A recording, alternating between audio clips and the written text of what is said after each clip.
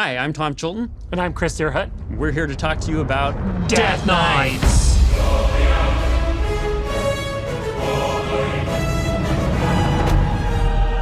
You know, going all the way back to some of the earliest rumblings of the community talking about how there might be a character class in Wrath of the Lich King. And a lot of that came from our decision with Burning Crusade to not have a character class, right? We wanted to make sure that we weren't going to flood the game with classes that would then water everything down. And so we had that strategic choice that we made with the first expansion to sort of set the table that there might not be a class with every expansion, since we knew we kind of had to space them out. But by the time we got to Wrath of the Lich King, we sort of knew this was the time to do it. Yeah. I mean, also like Death Knights in particular, you know, being so iconic to the lore, being so iconic to everything about Northrend, kind of seems like Death Knights have to be. Now or never, right? And so much of Wrath of the Lich King was about Arthas and his story. So Death Knights just being centerpiece to that, it's centered with Arthas to better tell his story. They were the perfect class at the perfect time. Yep.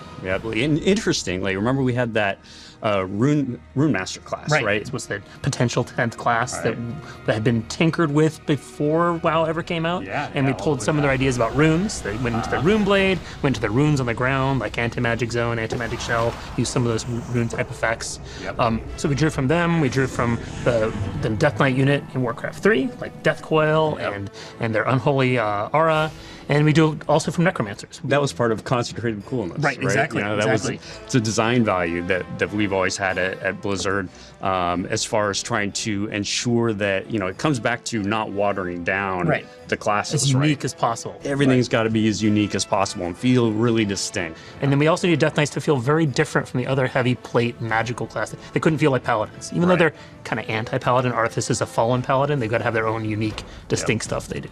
So one of the ways we made Death Knights really unique is we gave them their own custom starting area, where like you had been a fallen member of the Alliance or the Horde and captured in battle, and the Lich King literally turns you into a Death Knight monster against your will, and then sends you out to scourge this town. But eventually you get turned around and you turn on the Lich King and help fight against him and get your moment of redemption. Rejoin the Alliance or the Horde as appropriate. But there's this moment where we send you back to your capital city. So you're like walking through Stormwind, but they're calling you names, they're throwing old fruit at you, you're a murderer, you're a monster, you killed my family, but you get that moment where you're going to go off and fight the Lich King and redeem yourself and make up for the things you've done wrong. Because, like, think about it. Like, if you had started a Death Knight character and you were just in the Alliance or in the Horde, it'd be really weird. It'd be really weird. It would make no sense. Yeah. Why do we want him on our side? What? Aren't we here to fight these things? Or you know, and then even then, like, if you started at level 1, it would also make no sense. It wouldn't feel very deathy. And so really creating this starting experience around what the Death Knight is and really kind of defining the story of their kind of integration into the Alliance and Horde became super important. We had a few abilities we knew we wanted to have at the beginning. We had announced Army of the Dead at a BlizzCon, so we knew we had an Army of the Dead ability, which kind of fits the Raised Dead Warcraft 3 ability. They got to have Death Coil, because Death Knights had Death Coil, but Warlocks already have it. That's okay. They can have their own version of Death Coil.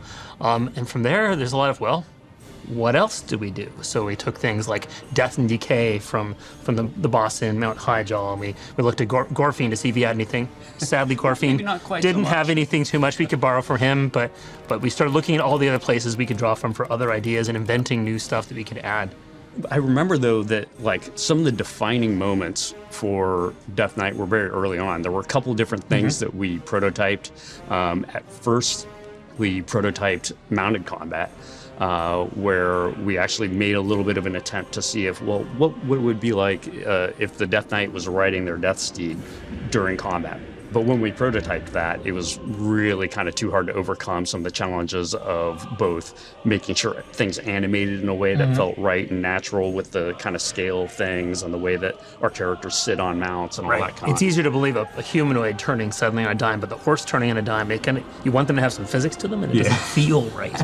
And so ultimately those challenges really kind of pushed us to looking for what else would be really distinctive for the Death Knight. But then also we had to think about, well, what does that mean for the resource system? For Death Knight to really kind of capture that distinctiveness, it would also help a lot for them to have their own resource system. It ends up being a really unique system where it's almost like you have 6 different resource bars that are all moving up in different sequencing and order. Maybe a little much in retrospect. Yeah, honestly, in Burning Crusade and before, we had very little access to gameplay engineers to build new stuff for us, so we kind of went a little wild the first time we could actually ask for new things. One of the ideas that we had for the warrior with the chain. It's the idea of a chain you pull and yank somebody to you. Exactly. But what if we gave that to the Death Knight instead of the warrior? And that turned into... There's Death Grip. There's Death Grip, exactly. But then Death Grip to pull him to you then created the whole foundation for how they would tank. Because Death Grip back then was also a taunt. It actually changed the way our tanks worked at that point, because then we said, well, they've got Death Grip at a 35-yard range. Paladin has this range taunt they can do. Bears and warriors needed to actually gain range, and we moved to that whole where you could now taunt something 30 yards away, which you couldn't do in the original game or Burning Crusade. Like once we had that foundation for Death Knight abilities between things like Death Grip, we had, some things like Plague Strike, Unholy Strike, stuff like that. There's a lot of strikes. Yeah, there are a lot of strikes. And if you look at kind of the way that Death Knights evolved, over the course of development, you then even start to get into the playtests that we would have. Right. Inevitably, when we did a playtest, we wanted to have a Death Knight be in the playtest. And so why not make the Death Knight be the tank? That's always what they would say. And the idea was that we didn't have enough tanks in original Classic, and still didn't have enough tanks in Burning Crusade. Let's make sure that there are plenty of tanks. There's probably still a shortage of tanks these days. It's more about personality than class, but at least make sure that's not about can I do it. It's more about do I want to do it. Really kind of making that work, and then also figuring out how they could bring DPS for people that wanted to kind of be more of a Deathy Death Knight, death-bringing Death Knight, I guess. Murderous, rampaging death machine. Trying to kind of fulfill those across all 3 specs at the same time. And making them feel enough different from each other, The Blood, Unholy, and Frosting to play different. So Frost was the dual-wieldy spec, and Unholy had more of the plagues and diseases and magical stuff, and Blood was the more brute force, I just kill things. That's right. You take all those different things and you put them together, and all of a sudden it's like, wait, okay, this is legitimately a hero class. This makes a lot of sense. I was supposed to be in charge of balance back then. I was the balance guy. Death Knights were really overpowered. Kind of overpowered, sorry.